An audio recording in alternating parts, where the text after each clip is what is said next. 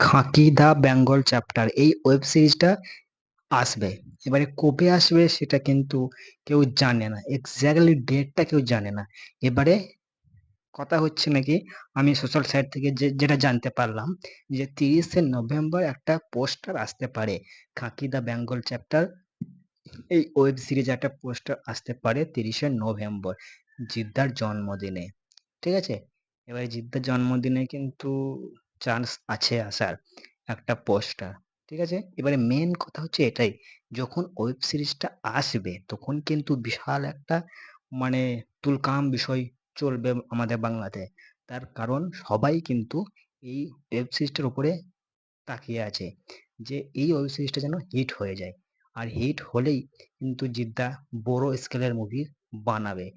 এর আগে পর্যন্ত উনি কিচ্ছু ভাবছেন না। উনি মানে একটা কথা বলেইছেন যে খাঁকি দা বেঙ্গল চ্যাপ্টার এই ওয়েব সিরিজটা সুপার হিট হবে, তারপরে একটা মুভি বানাবে। মানে এই ওয়েব সিরিজটা আসবে, যখন আসবে তারপরে মুভিও আসবে, এর আগে কোনো মুভি কিন্তু আসবে না। খাঁকি দা বেঙ্গল চ্যাপ্টার এই ওয়েব সিরিজটা আসবে আগে, বুঝতে পেরেছেন? এবার যখনই আসবে দেখা যাক না কি হয়। এবারে জেদ্দা আছে, প্রসেনজিৎ আছে, বাংলার বহু তারকা আছে এই ওয়েব সিরিজে।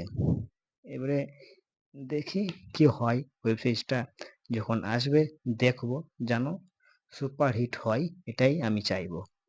তো আজকের মতো ভিডিও এখানেই শেষ করছি। তো বাই।